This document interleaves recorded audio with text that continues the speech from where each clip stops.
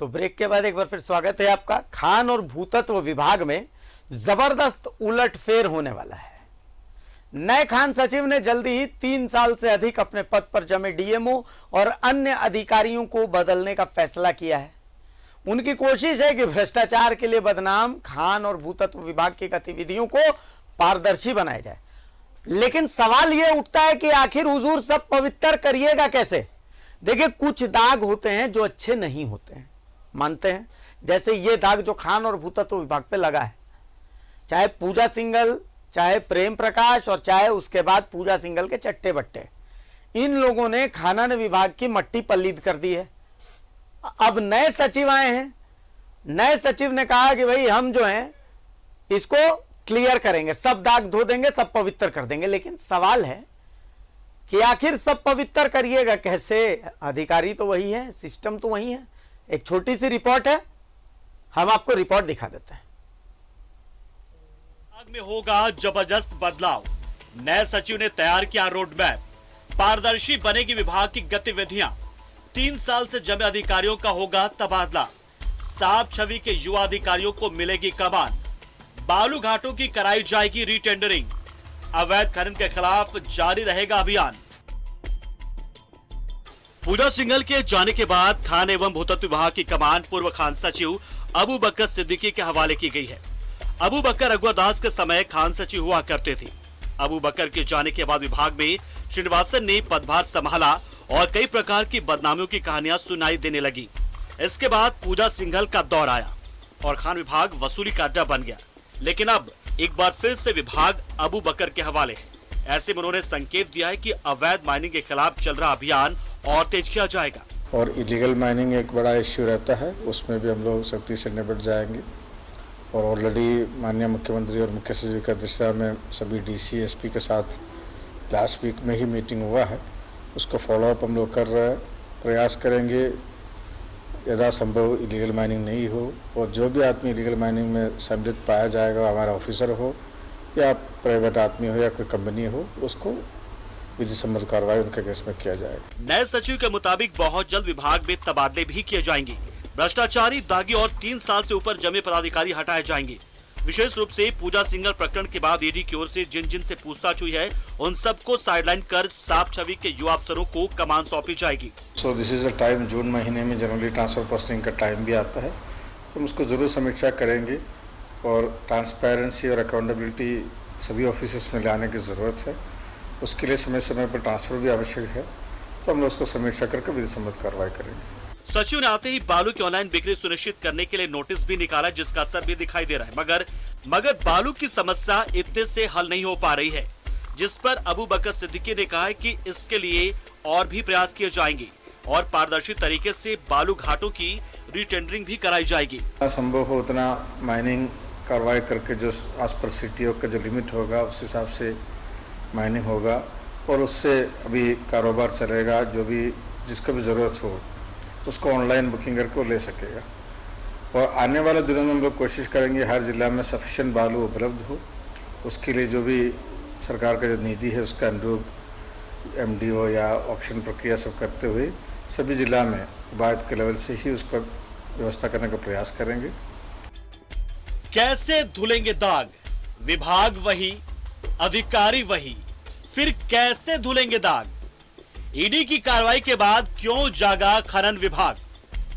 क्या सिर्फ दागी अधिकारियों के तबादले से धुलेगा दाग? पहले क्यों नहीं की गई बालू घाटों की बंदोबस्ती?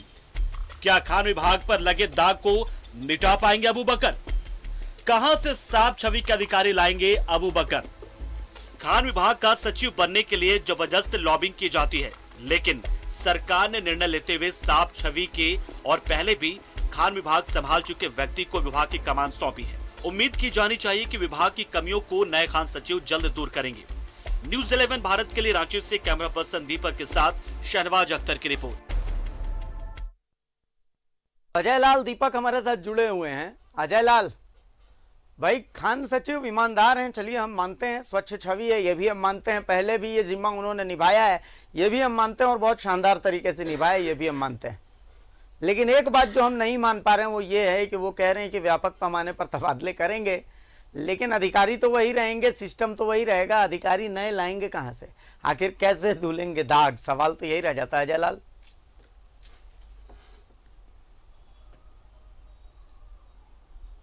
देखिए भारतीय जानकार यह बताते हैं कि यदि आपको घर की सफाई करनी है तो घर की सफाई आप फ्लोर से नहीं कर सकते। फर्श साफ करते करते दीवार और फिर छत पर नहीं जाते हैं आप, सीलिंग जिसको बोलते हैं, यानी कि घर के रूम के अंदर की जो छत है उसकी सफाई पहले करनी पड़ती है, फिर दीवार पर आते हैं, फिर खिड़कियों पर आते हैं और तब जाकर अंतिम में फर्श साफ करते हैं। ये भ्रष्टाचार खत्म करने का मामूली सा एक फार्मूला है जो शायद अबू बकर को जानकारी होगी, लेकिन वो उतना ही सच बोल रहे हैं जितना उन्हें चेयर अलाउड करता है। आप घर की सफाई, भ्रष्टाचार यदि आप साफ करना चाहते हैं तो आपको ऊपर से सफाई करनी होगी। मैं एक छोटा उदाहरण देता हूं। आज की तारीख में आप पाकुड़ चले जाइए और किसी से पूछिए कि 18 माइनिंग लीज किस राजनेता के नाम पर है। मैं नाम नहीं ले रहा हूं, जानने वाले इशारों में समझ जाएंगे। ये कैसे संभव है कि आप कुछ अधिकारियों को इधर से उधर कर देंगे और अधिकारी वही करते हैं जो उनके बॉस बताते हैं कि आपको इस एवज में करना है। यदि किसी अधिकारी को ये किसी राजनेता को लीज माइनिंग दी गई, यदि पूजा सिंघल ने भी दिया है, आज वो होटवार जेल में है, उन्हें अफसोस हो रहा होगा कि उन्होंने कैसे लोगों की बात मान ली। तो जाहिर सी बात है जब आप पर प्रेशर बहुत ज़्यादा पड़ेगा तो आप ऐसे वैसे काम करेंगे जो कि लीगल नहीं है। आपको जानकारी होगी कि अबू बकर साहब पशुपालन विभाग के भी सचिव हैं, कृषि विभाग के भी सचिव हैं। इसी न्यूज 11 ने 2 महीने पहले दिखाया था कि कैसे इसी पाकुड़ में फर्जी तरीके से किसानों की ट्रेनिंग देकर एक अधिकारी ने 23 लाख रुपए का गबन कर लिया। 2 बार रिपोर्ट दिखाई गई, मंत्री बादल पत्रलेख की जानकारी में चीजें दी गई, लेकिन वो संबंधित अधिकारी अब भी वहीं बने हैं। और साथ ही सबूत मिटाने के लिए उन्होंने जिला पशुपालन अधिकारी के जो कार्यालय है उसमें फर्जी चोरी करवा के एफआईआर भी लिखवा दी। जब आप इन चीजों को नेगलेक्ट करेंगे तो नीचे वाले अधिकारियों को ही लगेगा कि तमाम चीजें ऐसी ही चलती रहती हैं। बोलना बहुत आसान है, कानों को सुनने में बहुत ही अच्छा लगा होगा कि अबू बकर ने ऐसी सोच रखी है, लेकिन सवाल वही है कि दूध की रखवाली करेगा कौन? तमाम जगहों पर बिल्ली को आपने बिठा रखा है और पूरा का पूरा खान विभाग ऐसे चलता है जैसे लूट सके तो लूट लो ऑफर हो जाता है। और एक जानकारी यह भी दे दें कि इसी चक्रधरपुर चाईबासा में किरुबुरी में सबसे ऊंची पहाड़ हुआ करता था झारखंड का, ये सबसे रिकॉर्ड माना जाता था। लेकिन जैसा कि मैंने कहा कि अनलीगल माइनिंग तो हो ही रहा है, लीगल माइनिंग भी से भी पहाड़ गायब हो रहे हैं। वो पूरा जिम्मा सेल को मिला था। ऐसे पहाड़, वो लीगल माइनिंग थी, मैं बार बार कह रहा हूं वो लीगल माइनिंग थी, वो रिकॉर्ड खत्म हो गया। और उसके बाद झारखंड की सबसे ऊंची पहाड़ी का अब रिकॉर्ड लातेहार जिला के पास चला गया है। मुझे लगता है कि कल को उसकी भी नामो निशान ना मिटा दिया जाए। तो पूरा सिस्टम को साफ करने के लिए आपको सबसे आपके अंदर का इकबाल होना चाहिए। लोगों को लगे कि यदि मैं गलत करूंगा तो मेरे ऊपर कार्रवाई होगी। यदि आप घूमते फिरते चालू शब्दों में ये बयान दे देंगे कि मैं ईडी की गिदर भभकी से नहीं डरता हूं, क्या मैसेज आएगा लोगों के पास? कि यानी मतलब ये होगा कि ईडी की जो टीम आई है वो इसी तरह से लोगों को परेशान कर रही है।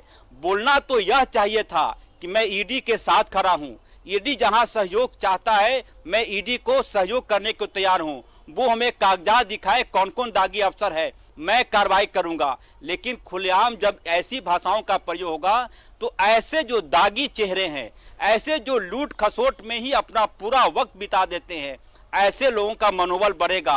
अबू बकर ने जो कहा है हो सकता है वो उनकी नीयत साफ हो, उनकी नीयत पर शक नहीं किया जाना चाहिए। लेकिन जब आपके ऊपर प्रेशर ऊपर से होगा, जब आपको ये लगेगा कि पाकुड़ से 400 ट्रक को भेज देना है बांग्लादेश, कोई नहीं रोकेगा।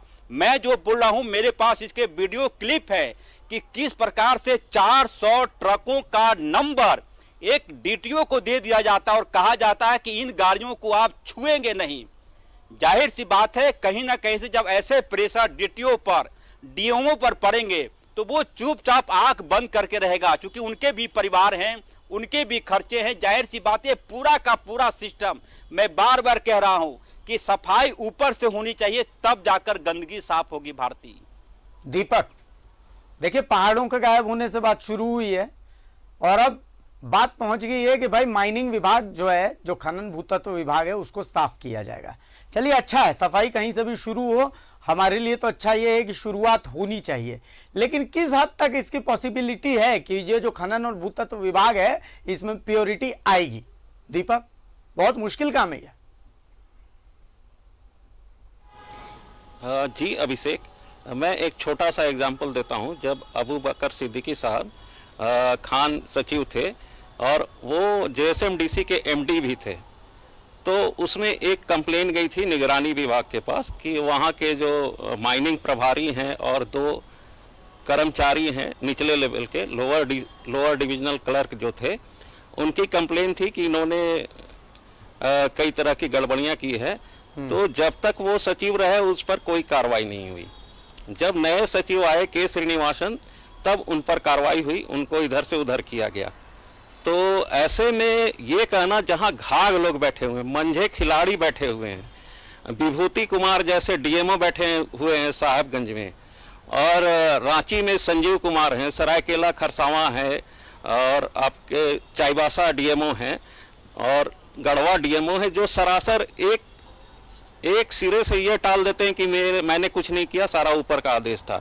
तो ऐसे लोगों की पहचान कर एक स्वच्छ छवि वाले डीएमओ को लाना बहुत कठिन कार्य है। और अभी जो जेएसएमडीसी की बात करें, जहां पे 90 से अधिक लोअर डिविजनल क्लर्क हैं जो मैट्रिकुलेट और इंटर पास हैं, वो सारा जेएसएमडीसी को चला रहे हैं। तो उनको कैसे आप रेगुलराइज कीजिए, कैसे उनको काम बांटिएगा, कैसे आप उन पर कंट्रोल कीजिएगा, ये बहुत बड़ी बात है। सिर्फ बालू की बात करें तो बालू तो 2017 से जब रघुवर दास जी सीएम थे, उस समय से बालू घाटों की नीलामी बंद हो गई है। अब 5 साल होने को है। अभी आप क्या कर रहे हैं? बालू का स्टोरेज कर रहे हैं। स्टोरेज के लिए आपने एक टेंडर व्यवस्था निकाली कि फला नदी से रातू रोड तक एक स्टोरेज पॉइंट है, वहां तक ट्रांसपोर्टेशन ले जाना है, बालू की ढुलाई करके ट्रांसपोर्टेशन पॉइंट तक ले जाना है, भंडारण स्थल तक ले जाना है। तो इसमें बहुत बड़ी गेम हुई और उसी में एमडीओ नियुक्त किए गए।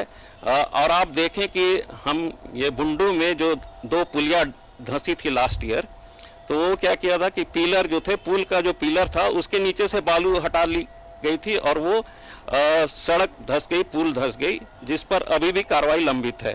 तो ऐसे सिस्टम में आप बोल रहे हैं कि हम स्वच्छ छवि वाले डीएमओ को लाएंगे, तो लाएंगे कहां से? ये बहुत बड़ा सवाल है। जी अभिषेक, बिल्कुल। चलिए, बहुत शुक्रिया दीपक, बहुत शुक्रिया अजय लाल। देखिए, सवाल वही है कि भैया दाग अच्छे हैं, दाग आप हटाएं, बहुत अच्छा है। दाग अच्छे नहीं है, ये बिल्कुल इन दागों को हटाना ही चाहिए, लेकिन आपके सामने चुनौती ये है कि इन दागों को आप हटाइएगा कैसे, ये बहुत बड़ी चुनौती है।